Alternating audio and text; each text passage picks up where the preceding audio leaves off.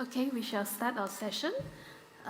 Good evening to everyone who is here, and good morning or good afternoon to those who are joining us live stream from other parts of the world.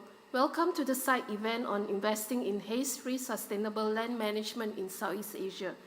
The forum is organized by Global Environment Center, GEC, and in partnership with the ASEAN and the International Fund for Agriculture Development, IFAD.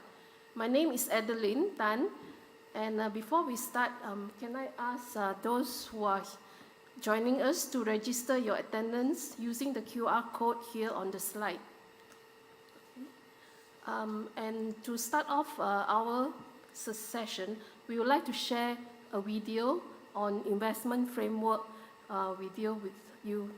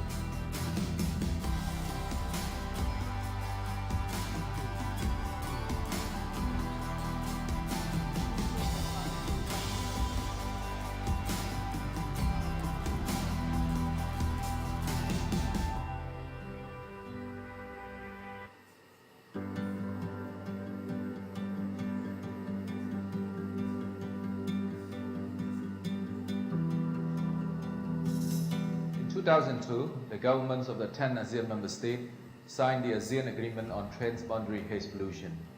Under the AATHP, ASEAN member states established regional cooperative mechanisms through the Conference of the Parties to the ASEAN Agreement on Transboundary Haze Pollution. The committees under COP, the sub-regional ministerial steering committees on transboundary haze pollution, the technical working groups on transboundary haze pollution.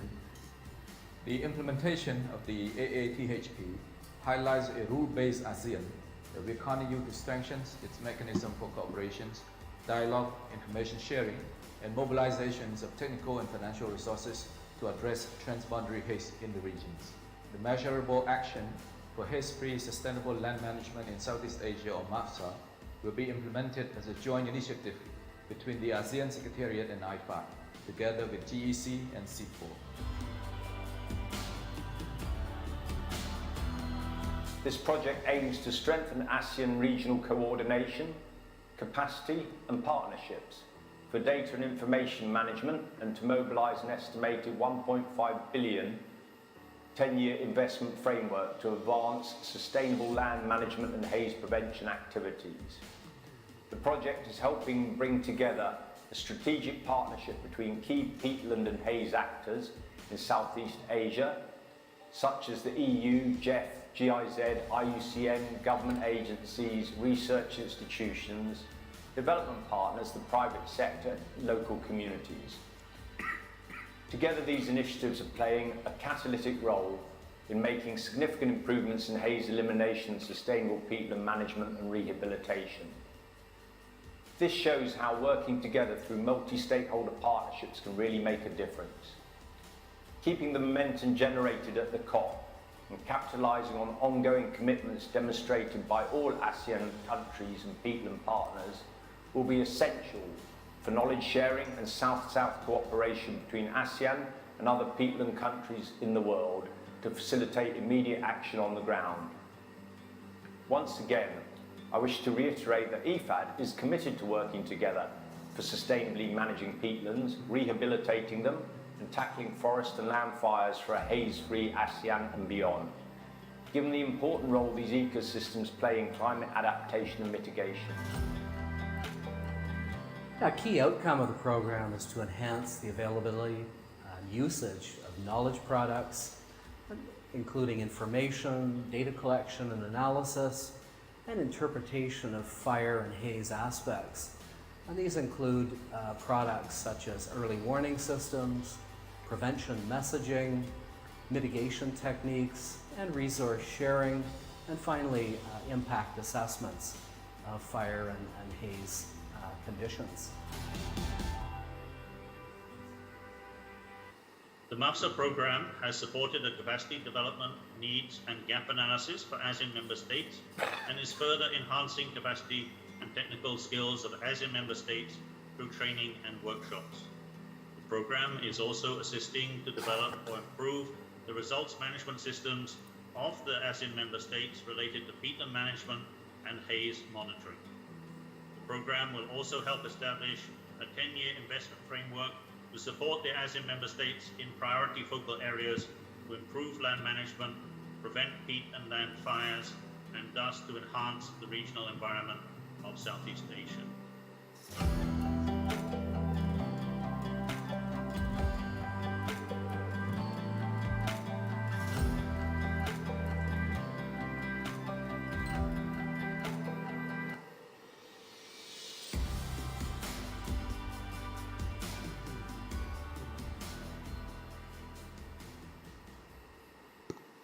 I hope you have enjoyed the video. To start our panel discussion today, I would like to introduce the moderator of our session, Mr. Faisal Parish. Mr. Faisal Parish is the founder and director of GEC in Malaysia and is also heading the MASA program. Without further delay, ladies and gentlemen, I would like to pass the floor to Mr. Faisal Parish. Okay, thank you. Good evening, everyone, and welcome again to this side event. Thank you. I hope you will all be able to stay for this event, and we know that everything works through incentives and disincentives. So for those that are staying, we are going to provide food after the event. So please do stay to the end. We're going to, through this session, going to be sharing different perspectives from different stakeholders in relation to the needs and also opportunities for enhancing investment in haze-free sustainable land management in Southeast Asia.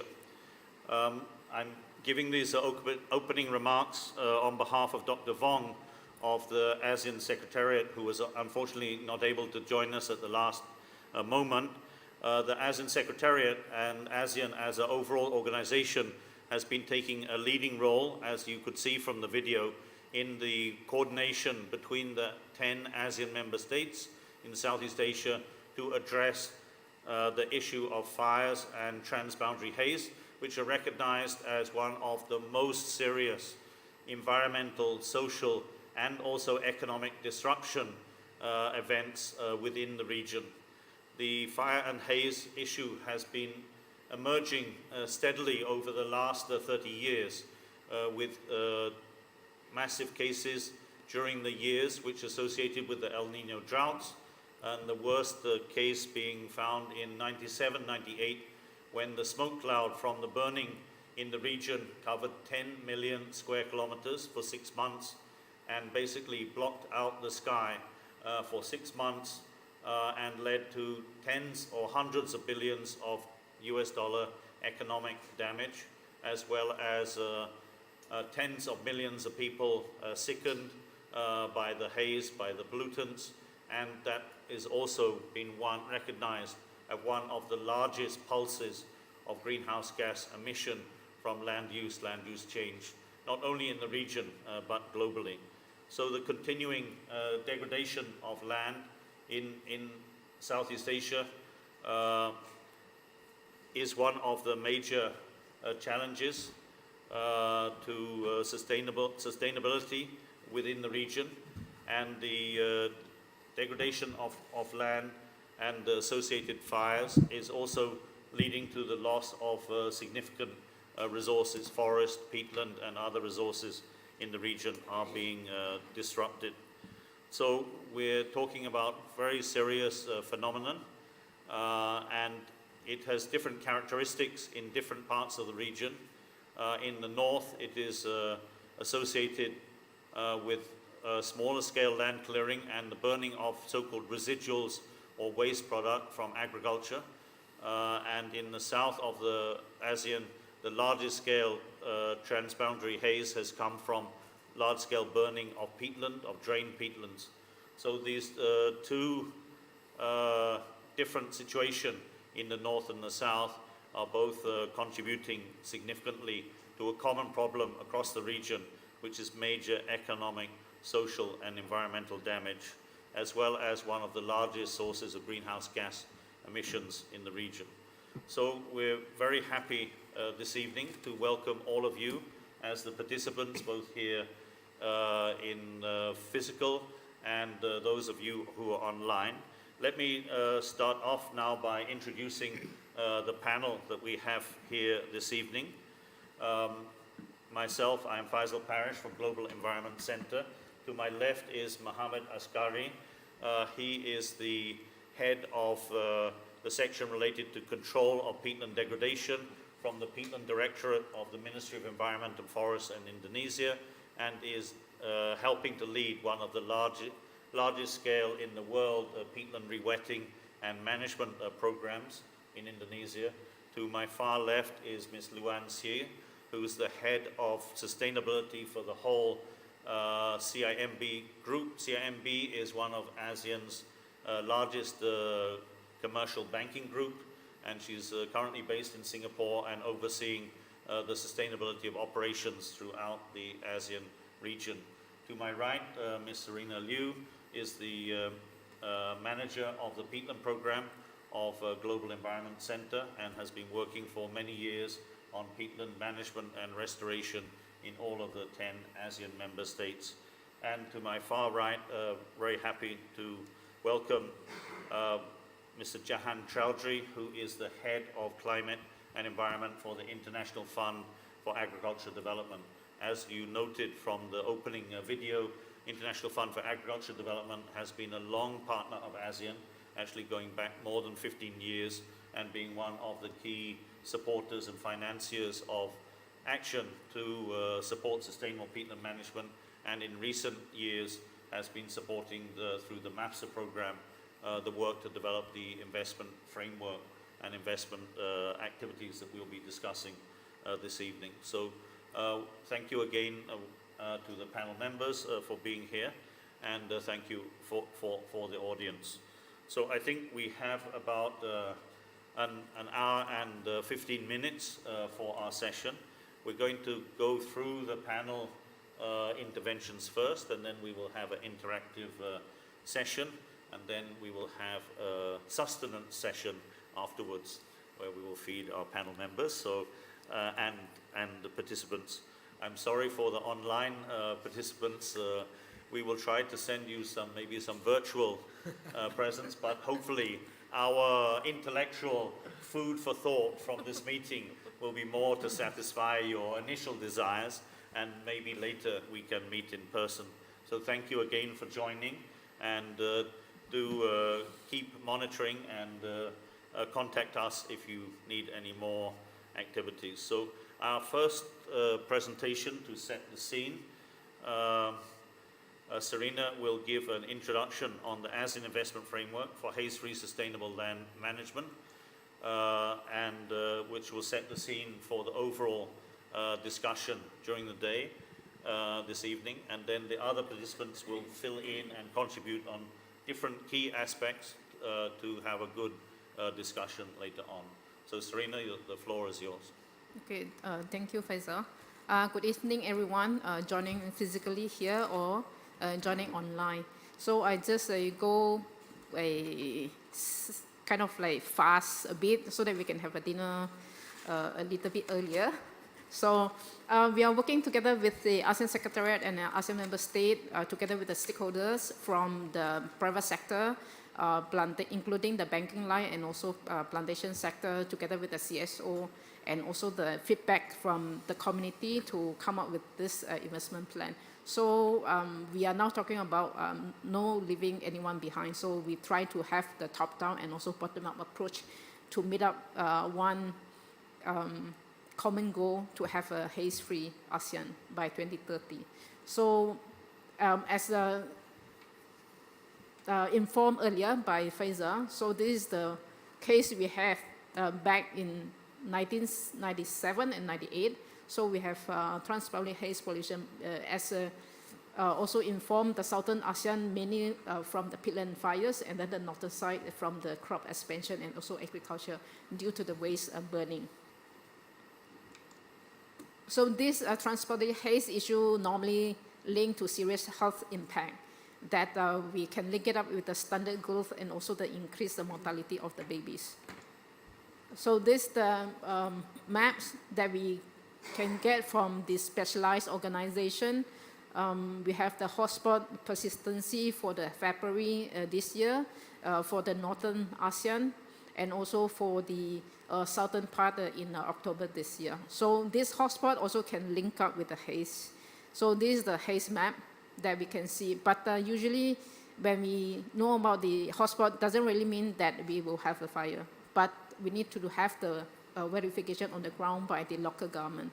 After that, we will see whether we will have the haze from the satellite or not. And transboundary always need to study further, because we need to really look into the map and know about the wind blow. So wind direction is the one lead the haze towards the north or to the south.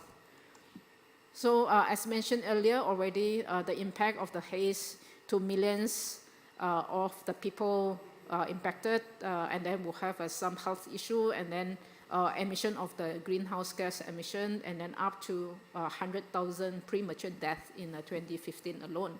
And of course, it's linked to economic impacts. We have the losses up to $35 million in 2015.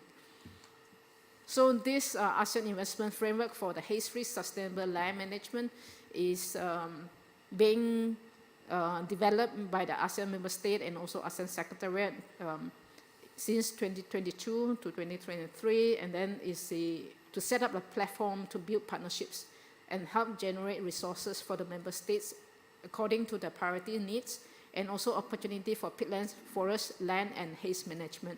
This is also to support implementation of the newly adopted, endorsed ASEAN Peatland Management Strategy for 2023 to 2030, and also the ASEAN Haze-Free Roadmap for 2023 to 2030. So this investment framework developed to support the member state, and is officially endorsed by all 10 Ministers of Environment this year in August. We have the guiding documents for this investment framework. We refer to the ASEAN Blueprint 2025, ASEAN Haze-Free Roadmap, ASEAN Peatland Management Strategy, and also the National Action Plans for peatlands.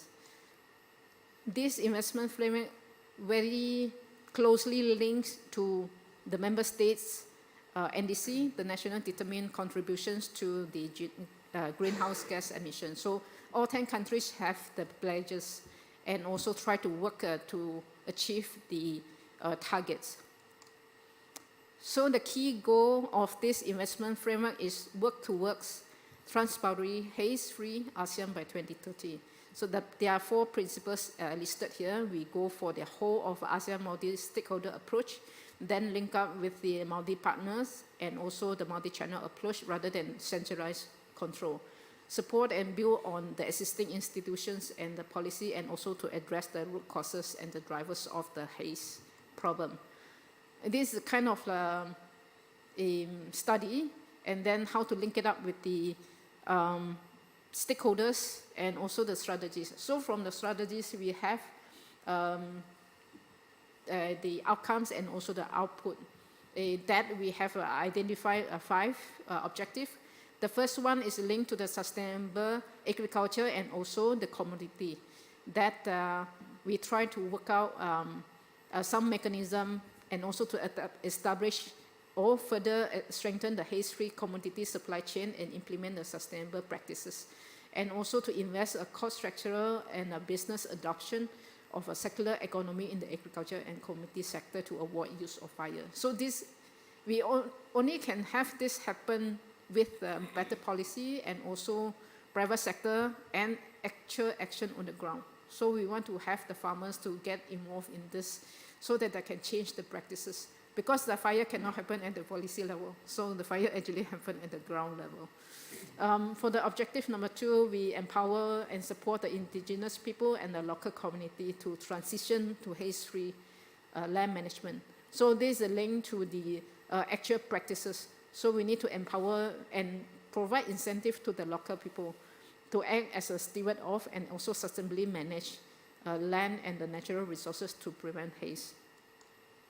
For the third objective, we have enhancement of the sustainable forest and the peatland management to prevent haze and fire.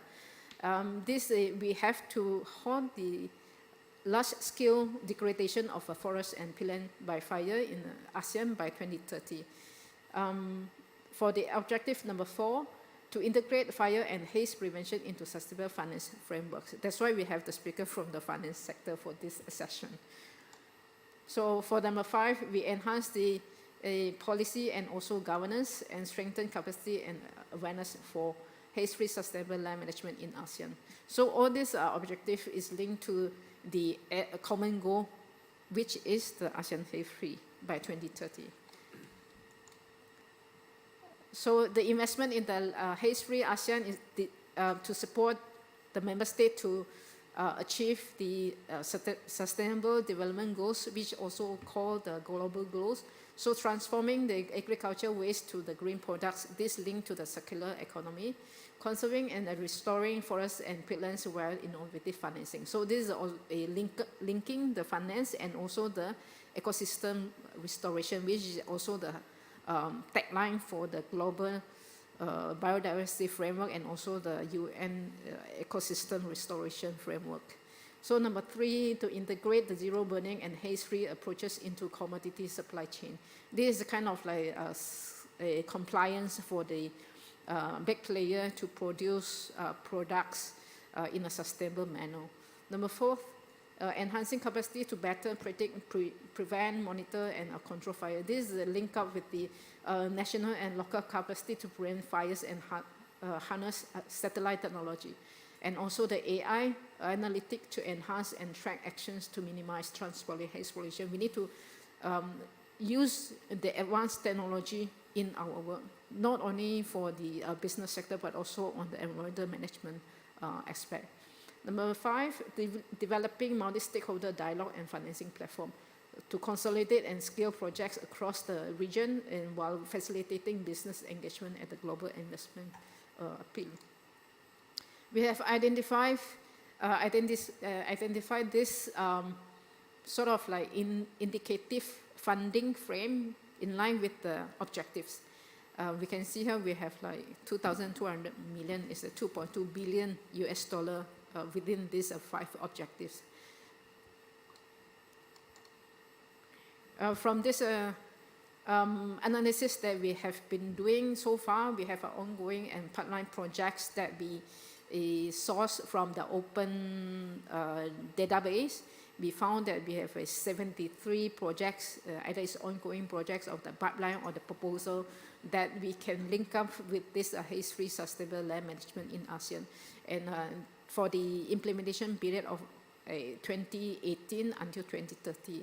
And this amount to 962 million. But please remember this 962 million is the existing project of the pipeline. This is not really, at the moment, link up with the haze-free sustainable land management framework for now, but we hope that we can use this as the baseline for us to move forward. So the next step for this investment framework, we hope that we can, and not really hope, but we are working on to establish of a task force and development team to facilitate the investment framework implementation and also develop a detailed implementation plan. Also to promote at the national, regional, and international platform, undertake formal consultation and roundtable meetings with the potential financing agency, and also implement the Asian partners to match the needs with the to expand the pipeline and also portfolio of the projects. I think this is my last slide. Thank you for the attention. Thank you very much, Serena, and very timely presentation to give everyone a background on the key aspect that we're going to be looking at. For our next presentation, we're going to go down into a little bit more detail about what is really happening on the ground and what are the key measures that have been taken place in Indonesia over the last few years, which have been really transforming the landscape and reducing the risk for fire. And this, we hope, will be one of the good examples that can be used to spread across the region with the support of the investment framework. But still within Indonesia, there is a need to further scale up measures and intensify measures. So let me ask Muhammad Askari from the Peatland Directorate of Ministry of Environment and Forest to give his presentation.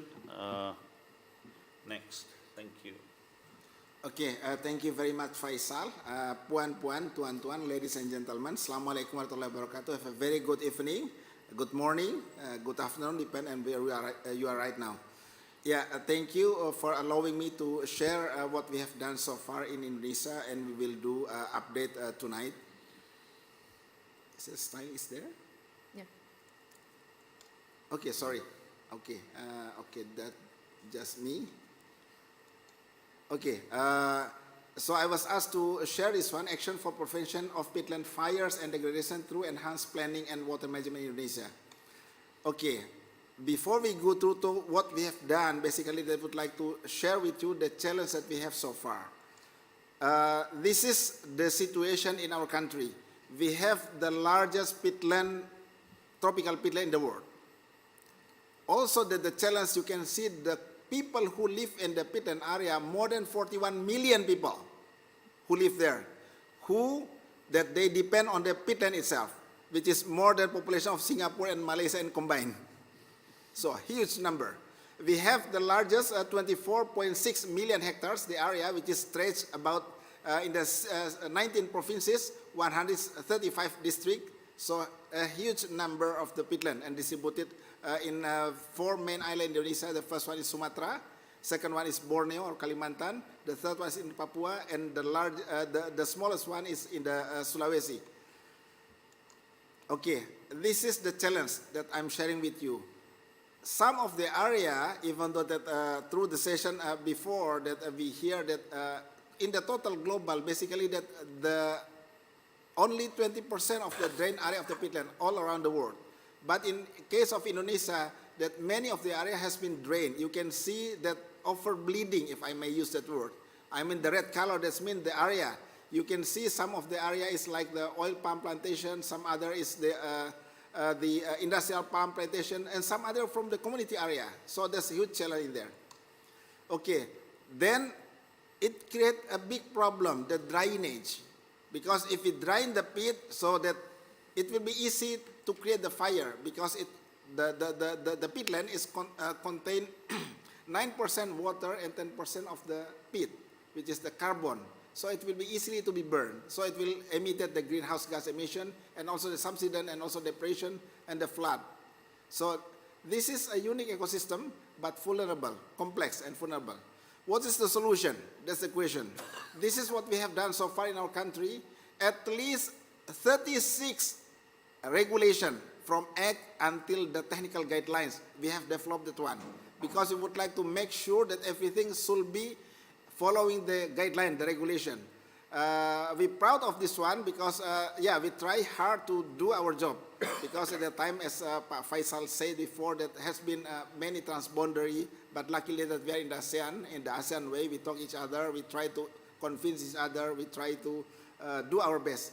So that also that we would like to share, if there's some other countries, particularly from tropical peatland countries, if they would like to have sharing with us, we are ready to share with all of the other countries, like the Congo, Republic of Congo, maybe Peru, or some other ASEAN member states. This is just to show you some of the achievement that we have so far. Maybe we are one of the country who has the long-term planning. because I never heard that any other country have a long-term planning for the protection management of peatland ecosystem. So it will be next 30 years, we have already implemented the plan. So we just have to follow the guidelines. We have just to follow how to do, what to do, who is the actor. So basically, everything already established there. And we have many other guidelines, as I said before. And also in ASEAN member state, I think some of the actors around here, yeah, I can see. So ASEAN Peatland Management Strategy, that we have this one, it will be from 2023 until 2030. So this one of the commitment among the ASEAN member states, how to do our job, how to deal with the challenge that we have in the ASEAN region. So what's the solution? I do believe that we need the collaboration, because like what we have in Indonesia, that we need like intersectoral collaboration, because sometimes what we are doing in the Ministry of Environment and Forestry is quite different with what is been doing by our public works department. They create the canals, but we do the canal blocking. So it is in contradiction. So we need to coordinate that. And also that the intergovernmental level, from national, province, district, sub-district, and villages. And also from government to private companies, government to the communities, and private to private companies to communities, and other stakeholders, including the universities, NGO, hobbies, donors, etc., to the communities. This is what we have done so far until I'm talking here. That we have our update until, that's not until June 2022, but 2023. So we have restored the area for their hydrological function more than 3.7 million hectares. A huge work that we have done, which has been never been done in the whole last 200 years in Europe. That's what we hear. So there's a huge effort that has been done so far. We have installed the compliance point, I mean to monitor the groundwater level, for more than 10,000 monitoring points that we can easily monitor through our handphone directly. And also that we have constructed the canal blocking, this is in the concession area, more than 28,000 canal blockings. For the community area, more than 15,000 canal blockings. That's a huge effort, huge investment that we have done so far in order to do our duty. And also we do the rehabilitation vegetation, and also the ex-burn area, we try to do so. This is just to give you the example, the idea behind the canal backfilling or construction of the canal blocking. This is in the ex-mega rise project, 1 million hectares in Kalimantan. We put the canal backfilling, so we put back. And for information that the fund it's needed to do the restoration is almost 10 times if we create the canal. That's a huge effort, the huge number of the money that is needed to do so. But we try to do our job. So if you go to the Google Earth, you can see those canal backfilling. This is the example of the canals blocking in the community area. You can see the dot there. So it's almost everywhere. As I said, that more than 15,000 we have done using our own funding. And this is for the company. You can see the blue color there, that's the canal blocking. This is what we have done. And I say it again that we can monitor directly to our handphone. That's easy because we try to install everything. You can see there. And if we do the overlay, you can see. So because if we want to do the management of the peatland, we cannot just in the top of the peatland or in the maybe in the lower one, but we have to do in the scale what's so-called the PHU, peatland hydrological unit. Not just in the community area, but also in the concession area. So the all areas should be intervened. Because we talk about the water will coming out, flowing out without knowing any border. So we have to do all the management in the PHU. That's the approach that we have so far. And this is the proof that we have done our job, even though they're still not perfect, but we try our best. You can see here from the soil moisture map, which is shared by the FAO through their CEPAL platform. We download it. And you can see there, if there's a canal blocking with the blue, the white dot there, so you can see that color is much more blue, which is mean it's wetter, because the soil moisture is there. So we have done our job, even though that, of course, we need still some of the job that we have done. This is just to give you the idea regarding how much is basically the water will be stored in one of the PHU, or the peatland hydrological unit. This is one of the area which so-called the Mendawak Peat Protection Forest. In this one single PHU, it contains more than 2 million, 2 million or 2 billion? 2 billion. 2 billion meter cubic of the water. If we drain out this one, we create a huge problem. That's happening in some of the part of Indonesia, particularly in West Kalimantan. In the dry season, they have no water even for drinking. But in the rainy season, they have a flood, huge flood. So it's come to the challenge for us. If we compare to one of the largest dam in Indonesia, I mean comparing to the previous one, this one 2.1 billion, and this one is 2.16 billion. So if we destroy one of the PHU, like we destroy one of the big dam, the largest dam in Asia, which is can generate the hydro power plant in one of the biggest power plant in our country. Okay, that's just to give the idea. This is what we've done so far with so-called that we have 4 approaches how to do the restoration. The first one was so-called the R1 or rewetting. The second one is what's so-called the rehabilitation of vegetation. The third one, or R3, we do the revitalization of the community livelihood, because we cannot talk about the conservation if the people are still hungry. No. And the last one, of course, if we have done everything, then we do the law enforcement for sure. This is some of the example of the project, which is at the time we are supported by IFAD, so thank you IFAD for keep supporting us. GF4, GF5, GF6, GF7 on the way, GF8, hopefully that will also have it. Okay, thank you. My colleague here from IFAD is already here. This is some of the show window that water sharing is needed. As I said, we are managing in one PHU approaches, petrochemical unit, not just in one part of the area, but the whole area. This is just the example for us. So basically, we know about the answer, how to alleviate the problem, how to solve the problem, but we need the scaling up of that. Like this one, the approaches that should be integrated through the what's so-called the agro-silvo fishery, or we call in our bahasa wana, mina, tani. Wana means forest, mina which is mean the fish, and the tani of course agriculture. So this is approaches basically. Okay, okay, just skip this one. Okay, this is giving you just the real example that we have in our country. If we try to utilize the area, so we have to have the knowledge. We have invented more than 76 species of the paludiculture that can be used in the peatland area. 76, more than 76, that come from the trees until the vegetables. So this is one of the example. And if this area, it will not be burned, it will not touched by the fire because the water is there. This is one of the example which is already 13 years in South Sumatra, which is so-called the Sepucuk in Ogan Komering Ilir. You can see there the green color. The tree is, I mean, is about my, apa ini pelukan, I don't know. Okay. So through this picture, I would like to say, start small, start from yourself, and start now. This is some of the intervention in the community area that we have done so far. So there's many things that we have done. This is some example, including the project from the IFAD. So once again, thank you for IFAD. So what's the government role? In my opinion, in our opinion, be the conductor and the collaborator of the orchestration symphony of the peatland process management. Therefore, I do believe the hashtag today is the collaboration. The collaboration. Some people say this is the African proverb. If you want to go fast, you go alone. But if you want to go far, go together. And I end my presentation. Thank you very much. Terima kasih. Assalamualaikum warahmatullahi wabarakatuh.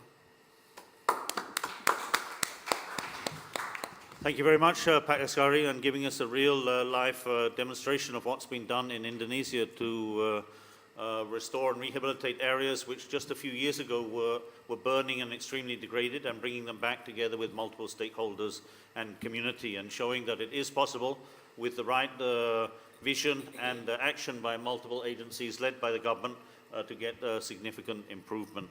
So for our third presentation, let's hear from the private sector finance, and then for the final we will come back to IFAD overall experience about how to move forward in investment in the region. So let me invite Dian Xie, the Group Chief Sustainability Officer of CIMB Bank, next slide, yep, who will be giving information on the expanding commercial bank finance for haze-free sustainable land management in ASEAN.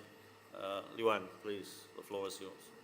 Thank you very much, Faisal, and thank you to GC for inviting me to be part of this session, as well as to be part of the advisory panel for developing the ASEAN Haze-Free Investment Framework. So very privileged and happy to be part of this.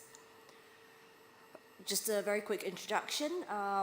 For those of you who are not familiar with CIMB, we are the 5th largest bank in ASEAN. We operate in many countries, but mostly Malaysia and Indonesia, and as well as Thailand, Singapore, Cambodia, Philippines, and Vietnam. But Malaysia and Indonesia, where there is a lot of peat, are our largest countries.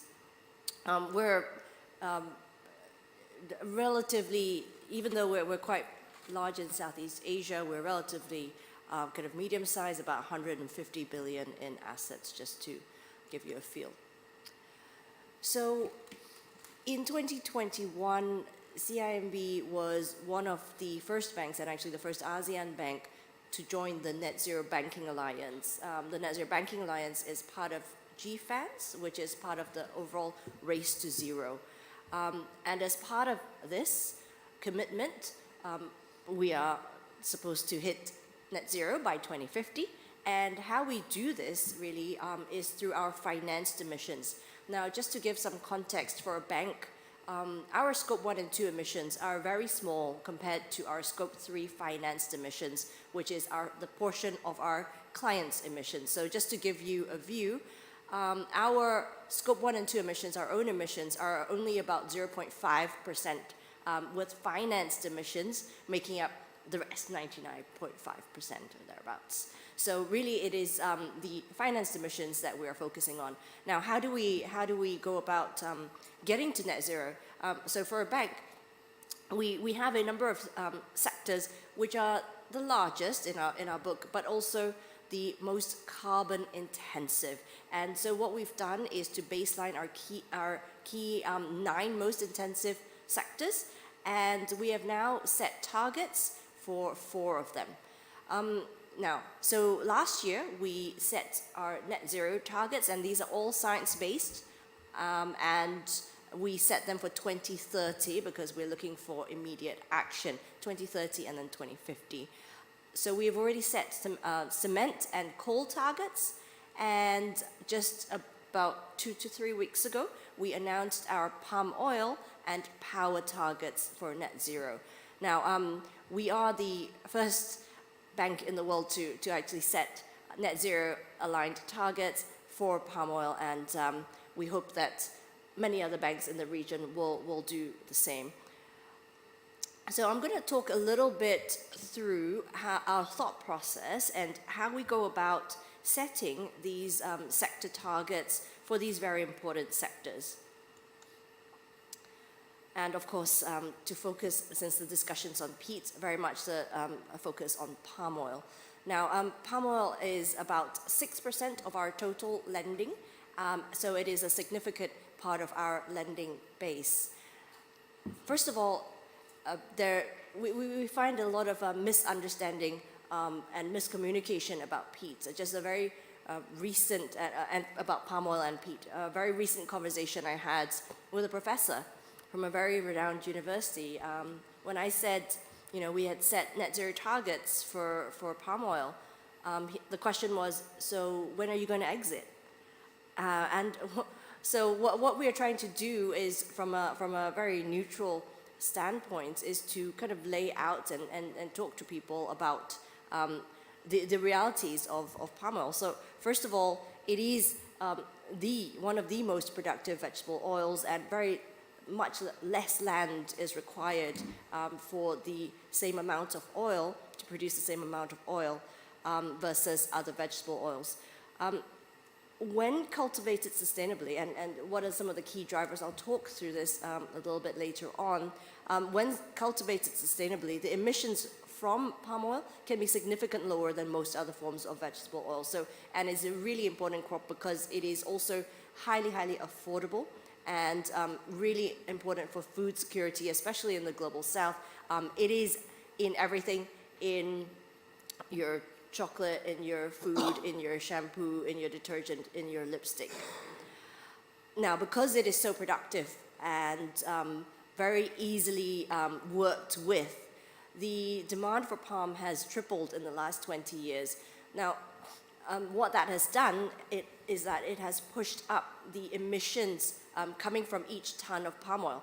Now, generally when we look at emissions of a particular thing, for example, when we are looking at the power sector, how we measure emissions from power is from every unit of power generated. We do not amortize, generally, the GHG emissions taken to build and to decommission the power plant. Now, this is different for agriculture. For agriculture, how the GHG emissions are calculated is by amortizing the land use change emissions over a period of 20 years. So that sticks with the crop for the next 20 years. This is also why the emissions are very high. So a very large proportion of palm emissions come from land use change. And the crop is very, very important for the region. It's 3 to 5% of GDP for Malaysia and Indonesia. And combined, those two countries are over 80% of global production. So I've talked about the deforestation and peatland clearance, but I mean, if you look at it, yes, there is a lot of emissions because we're still in that, in the 20-year amortization period. So that puts it higher in terms of emissions than the other vegetable oils. But there has been a lot of reduction in the deforestation in both Malaysia and Indonesia over the last few years. In Indonesia, the rate of deforestation has dropped by over 60% in the last few years, and for Malaysia, it's been around 50%. So that the ministries, regulators have been doing really good work and putting in place regulations to kind of reduce deforestation and avoid planting on peats as well. And they have been pushing hard for sustainable palm oil certifications, and this has taken traction both in Malaysia and Indonesia alongside the RSPO and other certifications. So we think in the future, because of the switch to biofuels, for example, and a demand for sustainable aviation fuel, this will be an increasingly important industry, and this is one that we need to support. Now, how do we go about setting the targets? First of all, what we do is we look at the value chain of palm and where most of the emissions come from, because we want to really focus our targets on the part of the value chain that creates the most emissions. So if you look at this diagram that I have in front of me, 70 to 80% of emissions from palm is really from land use change, and that's upstream at the point of course, when you clear the land, but also during the planting, you've got fertilizers, etc. And the other part that is fairly significant is the upstream milling portion, and as an output from or a discharge from the milling process, you have what you call palm oil mill effluent, or known as POME, and from that you have methane emissions. So that's around 20 to 30% of emissions. If you look at the downstream refinery, processing, transportation, etc., it's generally quite low. So what we do when we set our targets is that we look at emissions from the upstream portion, which is the planting, as well as the milling. So this is what our trajectory looks like in our targets. First thing is we're measuring physical emissions intensity. So that's really the emissions intensity, or emissions per ton of palm oil generated. Now, why do we use emissions intensity? It's because we know that the demand for palm is going to continue increasing, and we do want to support that. So it's not about reducing palm, it's about reducing the emissions per ton of palm generated. We use a science-based reference scenario. We have used the SBTI flag palm oil trajectory for both Malaysia and Indonesia. And you can see there our baseline on the left. We are looking at a 16% reduction up to 2030, with further reductions. You can see the trajectory there on the left, up towards 2040 and 2050. Within the next few years, this comes to around a 2% reduction per year of emissions. So what we do is, how we look at our targets is we include scope 1 and 2 for plantations. We've also included the emissions from palming. Although the SBTI pathway does not include that, we have now adjusted that in because that is significant. And the other thing we have done, and this is really for a just transition, those of you working in the sector would know that about 40% of all palm oil is grown by smallholders. And these are the suppliers that are upstream of our clients. And these are not within the scope 1 and 2 of our clients, but they're scope 3 upstream. So what we've done is we have taken the scope 3 upstream emissions, including land use change, which is the most significant part of emissions, and adjusted that back in and included that into our target. Because the last thing we want to do is to kind of incentivize our clients to cut out their upstream suppliers, because then that would be a very bad thing.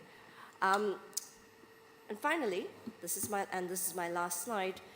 This is how we are looking at achieving some of these targets, at least in the short term, up to 2030, medium term, 2030. So first of all, we already have an NDPE policy, a no deforestation, no peat, no exploitation policy, which we rolled out in 2022 across all our countries of operation. And what that means is that whenever new plantation is being cleared, or new planting, they have to do HCV assessment and commit to conserving and not touching the HCB. Secondly, we are really encouraging our clients to go for certification. We don't demand RSPO. We are highly supportive of MSPO and ISPO. Of course, if they want to go to RSPO, we will support that as well. A very interesting fact, and not many people know this, but the number of growers and palm oil players is very large. And within the book of our clients, only about a third of our clients are currently, in the palm sector, are currently reporting their emissions at all. So there is a huge bucket of 2/3 of clients who are not even reporting, and if they're not reporting, they're not measuring, they're not managing. And that's only scope 1 and 2. So we really need to encourage and support our clients in measuring their emissions, but also encouraging them to start measuring the emissions of their upstream scope 3. I know that is a stretch, but we will be encouraging them to do this through our policies and through our engagement with our clients.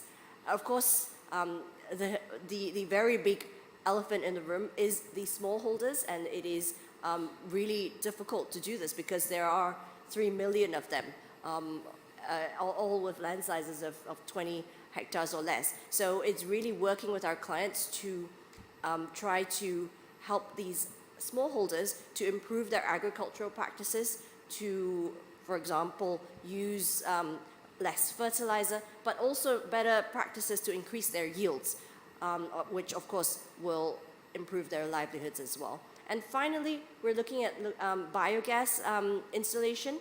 Of course, there are also financing challenges around that, because if the mill size is below a certain volume, it becomes uneconomic. So trying to figure out with our clients how to help them to do this, and of course looking at regenerative and circular practices as well. So this is our white paper. I went through that really quickly. We've got a 70-page white paper here that covers all four of our sector targets. I'd invite you to download this. We have a hefty section on palm, so I'm very happy to share this, and I'm happy to take questions on this as well. And for whoever is here, happy to have a deeper discussion about palm oil and how we decarbonize this. Thank you. Thank you very much, Luann, for the very detailed presentation on the bank's action to reduce emission from palm oil sector, and reducing the emission also will entail the better management of palm oil and peat and the avoidance of fire, particularly in the Scope 3 community level palm, which may be supplying to your clients. So I think this is a very important way of engaging private sector finance and private sector involvement in trying to transform this sector and the land management sector. So our final speaker on the panel before we have it open up for discussion and input from the audience is Johan Chaudhry from the IFAD, the Global Lead for Environment and Climate Change, who will be reflecting on the investment framework and how to mobilize resources, mobilize partnership, bring groups together to address the financing gaps and needs within the region and internationally. Thank you very much. The floor is yours, Johan. Thank you. I saw an interesting slide actually, the previous one. Thank you from tomorrow. That's very inspiring. It's a very happy moment for me because I'm 30 minutes away from finishing this COP, at least from my side. This is my last side event. And I'm super excited to go back to my hotel and sleep for 2 days. So I'm supposed to talk about bringing financing, and I'm going to start with smallholder farmers because they are important for this particular topic. And the concerning news is when it comes to the smallholder farmers, if you look back at the data, 2019-20, that's the latest we have at this moment, they have received 0.8% of the total climate finance. That's 0.8%, and if you think about the absolute term, that will be equivalent to approximately it's a $5 billion US dollars. And that's a drop of 44% compared to where it was back in 2017-18. Very small amount, 5 billion going to 500 million smallholder farmers across the globe who's responsible for producing 1/3 of our food. So that's the challenge that we are facing. Our objective is to ensure that we are reducing the gap between supply of finance and demand of finance. So how can we do this? There are 4 possible ways we can potentially reduce this gap. And we have just recently come up with a COP28 white paper on bringing further investment when it comes to food and water. We see food and water as an integrated process in a product. And I'll be telling you a bit more about that. So we came up with a framework and it's called 4 Bs. So the first B is essentially thinking about benefits. Whenever you are structuring a project, it's important to think about what is our objective? Who are the beneficiaries? And from our side, it is important to think about the smallholder farmers.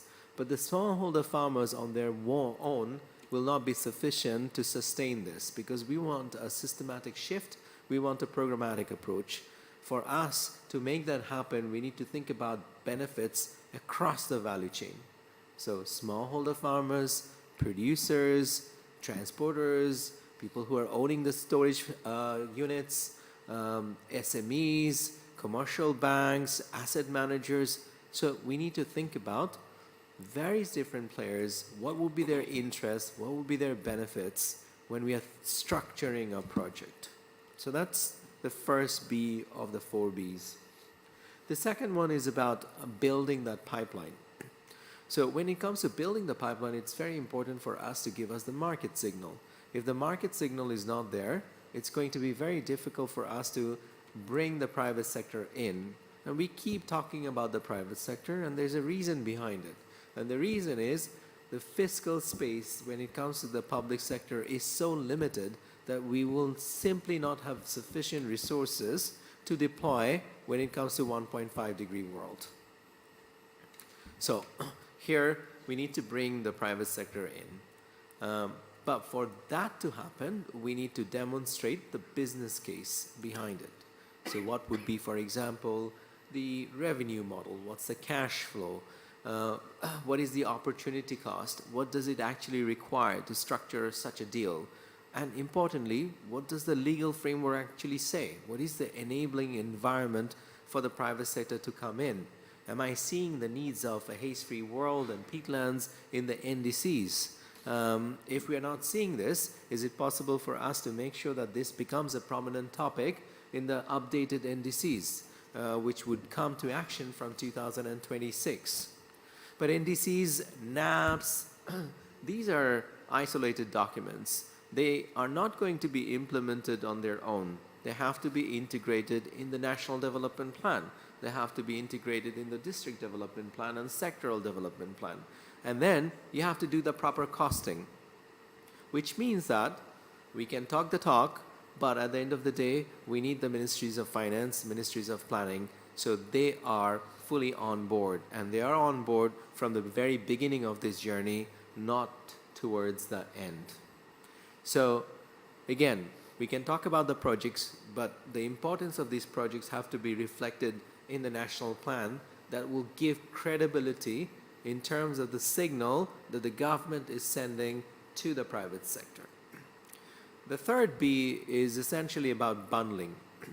So oftentimes we hear about smaller transaction, and the private sector is not interested in this because the opportunity cost is just too high.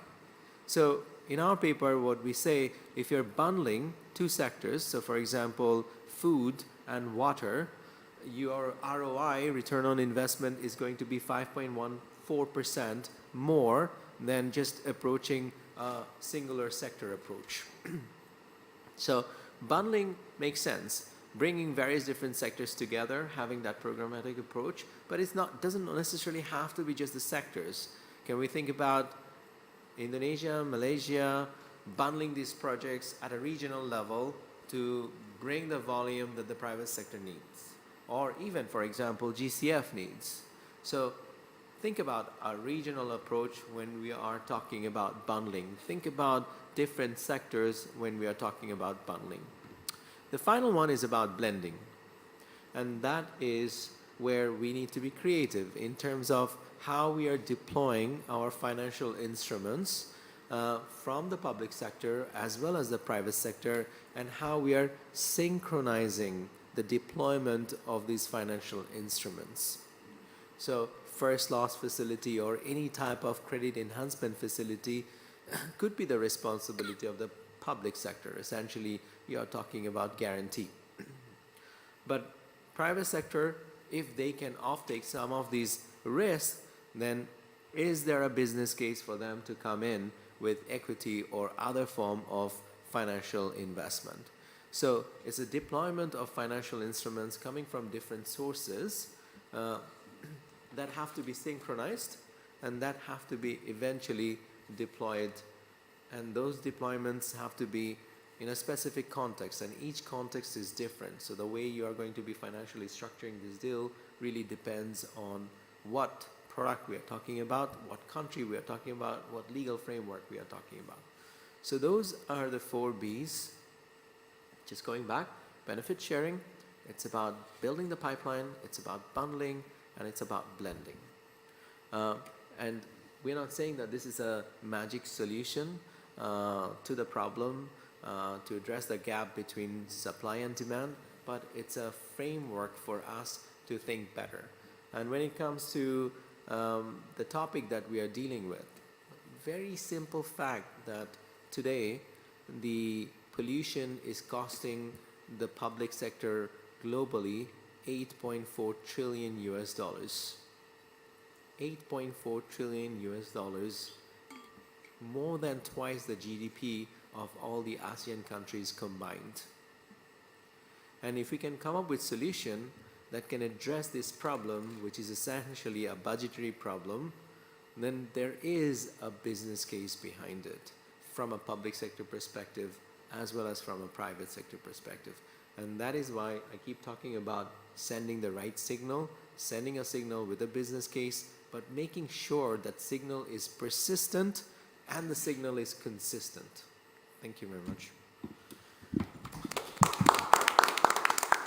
Thank you very much, Jahan, and thank you to all of the panel members for enlightening everyone on the different aspects of your particular topics. Now let us open to the very persistent participants who have braved the last days of the COP and still here at the end of the last event on the last day, coming to the end. So let me open the floor to those from the audience that would like to ask questions. I think we have a microphone here. Please identify yourself, whether it's a question or a comment or a suggestion. Please go ahead.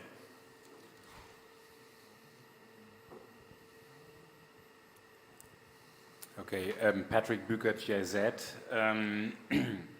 May I start with referring to the oil or palm oil industry? I have to admit that being from Europe, let's say the narrative about palm oil is rather bad. So it's basically the message is don't use palm oil, and it is rather the message. I mean, you can buy a lot of products now that say palm oil from sustainable sources, but people don't know really what it is. What does it mean? And I do wonder how we can bring that message across, how sustainable palm oil production does actually work, and how does it. So I really think that if you ask Europeans, what do you think about palm oil, then a lot, not all of them, I mean, but those people who care about what they eat and what impact it has, they will all say, well, palm oil does contribute to deforestation. Maybe they even know that it does contribute to, it can contribute to haze. I don't know whether there are a lot of people who are aware of the let's say the haze pollution. But what would be your answer to actually bring across or change that narrative? And are there any simple messages, I think, that could be understood by the consumers in Europe?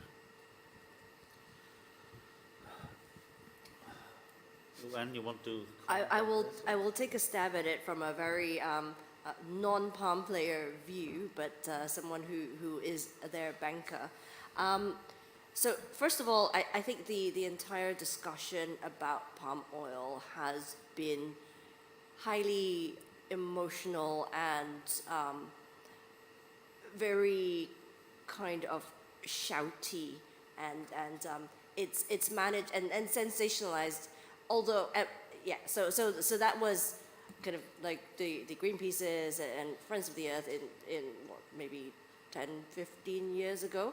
And that has been an amazingly successful campaign because the palm oil players have now set up and realized that they can't keep on deforesting.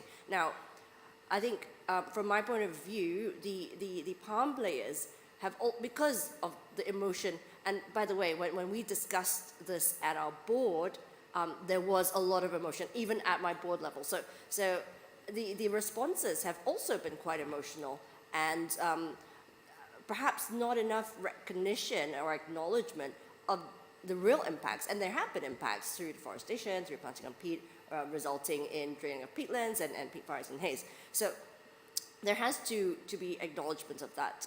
Now, if I were to put that story out, I would say that, number one, if you had to have the equivalent amount of palm oil, which is important because it is cheap, very cheap, and feeds the global south, you would need to deforest many more times in order to plant the equivalent, to generate the equivalent amount of oil from a different vegetable oil. Yeah, so that would be my main kind of response to that. I know it's not a very sexy one, but that is the fact. And Also, the statistics about the reduction in deforestation, which has been massive over the last few, I would say last 5 years. So there has been, as I said, 50 to 60, I think 65% in the last study over the last few years, and that continues to come down. So we think that the narrative is slowly changing, but for sure not quickly enough. And I'd be happy to hear from the rest. I'm not going to refer to palm oil because it is super sensitive. So, but I do want to talk about just transition, and you know, we want a controlled transition. We want a controlled disruption. But when I hear about scope 1, 2, 3, there is a risk that this can easily destabilize, especially scope 3, can easily destabilize the smallholder farmers. And there is a reason behind it.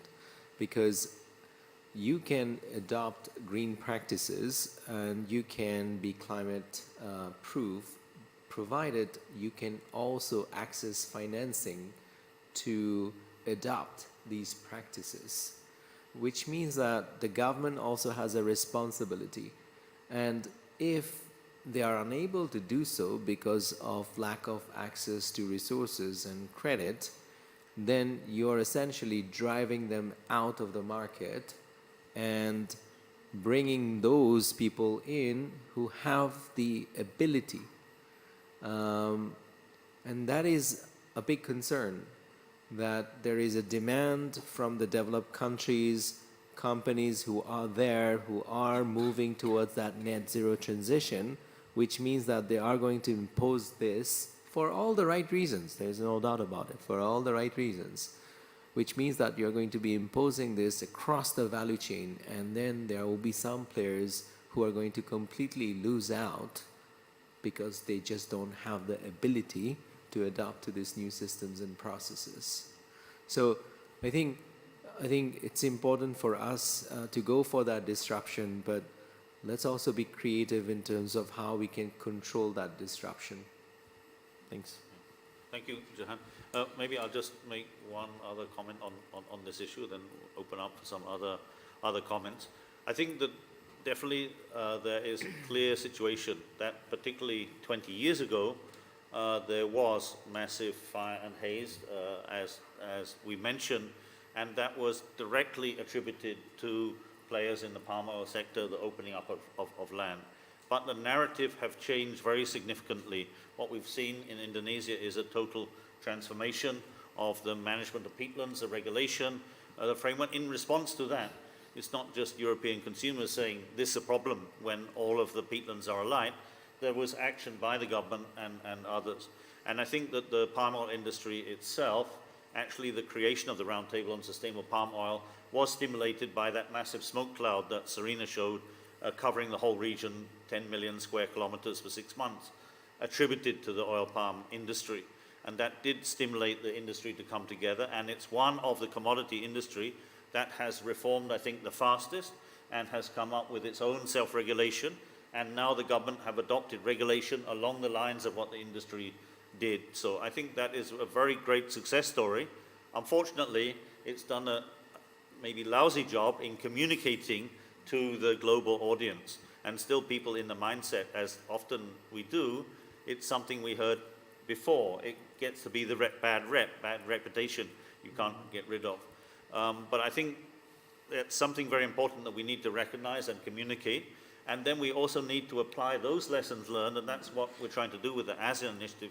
What is the success story? What is the lesson learned? How do we transform oil palm sector? There is no major oil palm company that's out burning land. All of the oil palm companies themselves, as well as the government, as well as RSPO, has said for the last 3, 4, 5 years, no new development on peat, no deforestation, and they're walking the talk and doing that. But communicating that to the global audience is not easy. And then I think the issue that we want to take is that good story, that transformation, and how that story also brought along smallholders along with that, and the resources put in by government and financing sectors to bring the smallholders to that. But there are still serious challenges, and there is more need for resource. and to bring them in, but to apply that to the other commodities. Other commodities in the north of ASEAN. We have sugarcane in Thailand, and in the next door room a few days ago with the Bon Sucro, which is the sustainability system for sugar, is trying to do something similar. 90% of sugarcane in Thailand is produced with burning, and that covers the whole region with smoke and creating a similar problem. 95% or 98% of the maize production to produce feedstock to feed the chickens and the cattle of the world is also produced with burning of the residual. And I think the ASEAN initiative is trying to take those good lessons from palm, translate it to the other industry, and really to find that win-win story. But also one need to communicate well about what is doing and bring along the stakeholders with the process. So I think that's some of the key thing that we're trying to do with the expansion of lessons from the south to the north in ASEAN to address this issue. But let me open up the floor to others, or you have a follow-on issue? No, but maybe I can just quickly react. So, I mean, as you know, the GIZ has supported, well, I should say actually the German government has supported through the GIZ the ASEAN Haze Agreement. And I think it's very clear that on that level the message is understood. Really I think on the consumer level it's not there yet. Yep. So, and then I think we really have to improve on that. And I mean, you know as well that we have rather similar discussions as well in Europe about, let's say, some agricultural issues that are extremely, heated debates. So it is very difficult, and I think it is really necessary to have to invest into good narratives, into good communication to bring their message across. Because it's, if it's about food, people get totally agitated, and then we can see that as well in Europe, and it's really tough. So I think my advice would be as well to our government as well, and to other governments and to other development agencies to put more effort really on the communication. I have another question, but I stop here first. Thank you. Other comments, Dr. Sray? Thank you, Faisal, and thank you all the speakers who are here at this side event. So I just want to ask our speaker from CIMB. Yeah, you mentioned on the CIMB is lending to the what you call the project or the palm oil where they are practicing sustainable way, for example. So beside the lending of the to the company, does your bank have any what you call a kind of plan or incentive to finance any peat project, for example, in a country where the CIMB is operating, for example? Thank you. And Dr. Sray from Cambodia. Yeah, I'm from Cambodia. The Ministry of Environment Deputy Director. Excellent. Yes, we are in Cambodia too. So we are very much actually post setting of the targets that I just showed you. We have now put together a strategy on what are some of the key levers that we need to focus on in order to get there, and that those key levers might be what we, for example, don't finance, but as well as what we do finance. And of course, with the growing peat demand, we not peat, so I keep saying peat, but I mean palm oil demand for food, we do expect our portfolio in this to actually grow significantly. Now, at the same time, we are looking for projects to actively support, for example, like the ones that you mentioned, in the green space.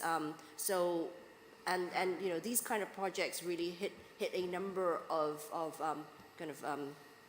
key spots, because it reduces its mitigation, but it's also resilience, and it also improves biodiversity, and it improves livelihoods as well. So on many fronts, these are projects that we are actively looking to support within our clients, and you know, and that's one of the things that we're out to do here at COP, to kind of find partners who would be willing to work with us on this.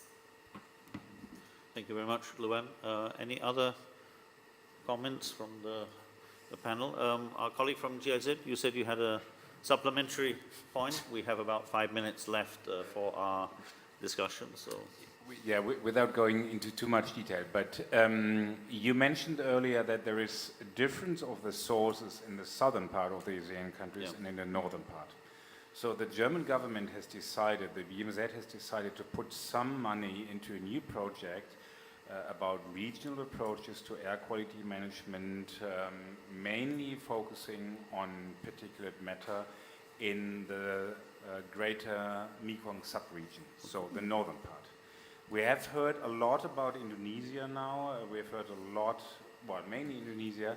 Could you give us a flavor, just quickly maybe, about the main solutions you see? Because I understand in the northern part of the ASEAN, the main problem is really burning, stubble burning. Do you have any good ideas how to reach out to the farming community to bring the message across that this is an issue, basically, they can, let's put it in a positive framework, they can contribute to solve? Maybe I can respond to this. Thanks, Patrick, for the question. At the moment, under the MAFSA program, we do finance, or not really finance, but supporting the Mekong groups for the air quality monitoring system. So for the Cambodia, we're starting on that.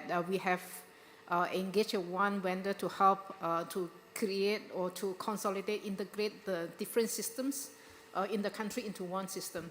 And also we're helping Lao PDR to set up also one monitoring system. So we try to engage a vendor, but we are not really talking about the low-cost sensor, but it's a cost-effective sensors to deploy in different fire-prone areas or the province, and then try to collect data and then to help the country to monitor the air quality in the country.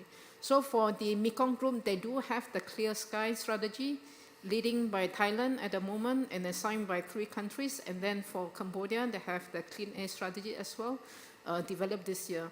So we are working together with the Mekong group on this air quality monitoring system. And for the ASEAN regional level, we are now enhancing or revising, improving our existing ASEAN Fire Alert tool. This is a full application. We can download later on after we finish the development process.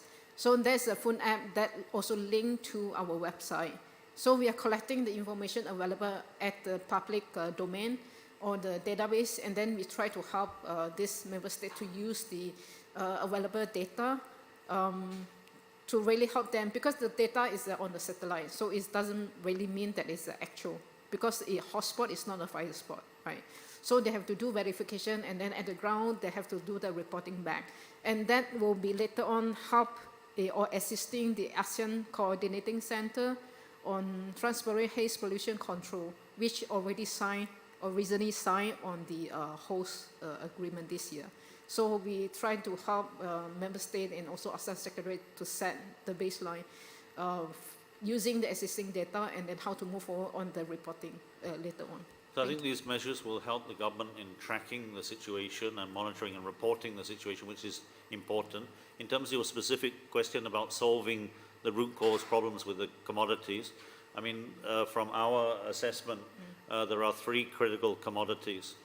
Maize, which is large-scale contract farming for maize for the supply of a global and regional supply chain for livestock, whether for chicken feed or other animal feed or fish feed, is one of the major drivers, and that has spread very rapidly with support of multinational groups from Thailand to Cambodia to Laos and Myanmar. Very large-scale areas of forest and land have been converted to almost complete, dense, 100% maize production areas, and generally all of the maize residuals, other than what's harvested, the corn is then burnt because it seems no cost-effective alternative to use that biomass and that material.